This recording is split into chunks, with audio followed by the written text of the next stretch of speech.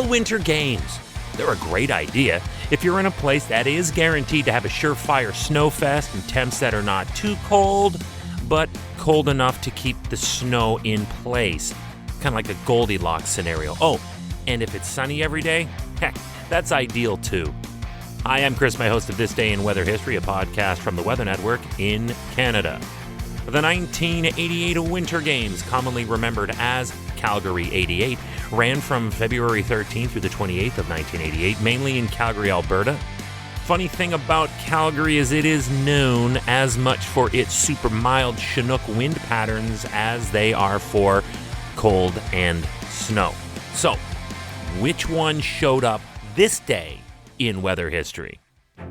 Calgary was selected to be the host city back in 1981, and these games were the first to be held over a whole 2-week period. While most of the events took place in Calgary, several skiing events were held west of the city, the Nakiska Mountain Resort, and in Canmore. And these games had some of the most memorable characters ever to appear in a Winter Games in history. And 2 of them went on to have feature films made about them. There was the Jamaica bobsled team. Remember John Candy as the manager in the film Cool Runnings? That was based on the Calgary 88 Jamaica bobsled team. They were a runaway favorite because of how improbable their entry was and for just how great of sports they were about everything. So you can imagine that this will cost an awful lot of money to make it happen, and it did. So they sold copies of their official reggae song, Hobbin' and a Bobbin', as well as t-shirts and sweatshirts to try and raise the funds. Jamaica's 4-man team crashed and finished last in Calgary, but oh, what fun they were.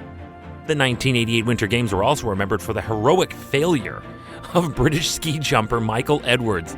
Another totally improbable entry, and it too resulted in total failure, but the inspiration behind it all captured the imagination of everyone, and it too became a movie in 2016 starring Hugh Jackman as Eddie's manager.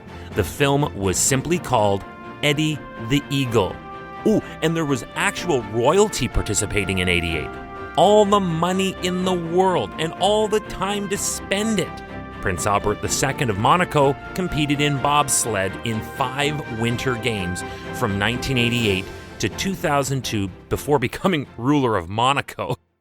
To his credit, though, while on site, he refused any royal treatment, opting instead to stay in the athlete's village each time.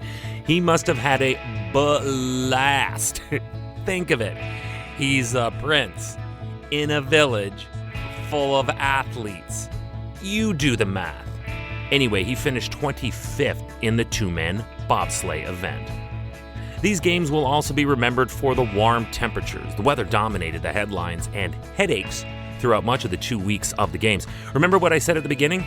Well, on this occasion, it was indeed a strong chinook that brought daily temperatures soaring as high as 17 degrees Celsius. That's 63 Fahrenheit.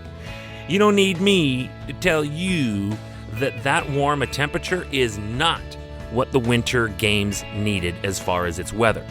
It was a disaster for all outdoor events. I mean, sure, the chinook pattern is normally welcome during the dry cold that can grip Calgary's cold winters, but just for these 2 weeks, it needed to stay away.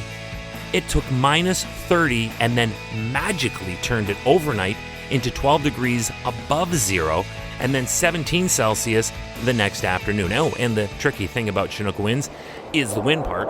Gusts as high as 120 kilometers per hour resulted in delays to outdoor events. It made it impossible for bobsledders and lugers and played havoc with ski jumpers, obviously.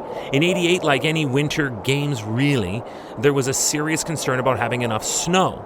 So 17 Celsius and winds blasting down the mountains like a hairdryer was a major story.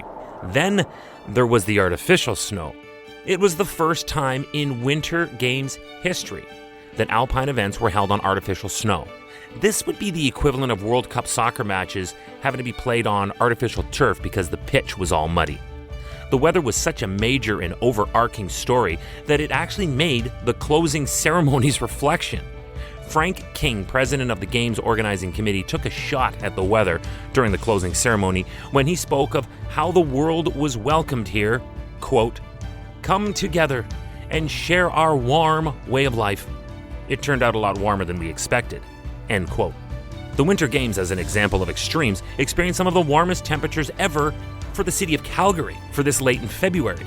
Get this, on the 26th, Miami's high was 19.4 degrees Celsius. It was only a shade warmer than Calgary, that hit 18.1. In the end, a total of 33 events had to be rescheduled at the 1988 Calgary Winter Games, including alpine events, ski jumping, and luge. And again, at the closing, the ice surface kept melting. Oh my goodness. So organizers finally covered the surface with a layer of styrofoam, and that protected the ice so the show could go on. It ended and was a runaway success, but it did limp across the finish line. Tomorrow's February 21st, and we are back for another major ice event that melted down under unusually warm temperatures. And it negatively affected the Finland Ice Marathon in Kuopio on the frozen Lake Kallavesi. This day in weather history.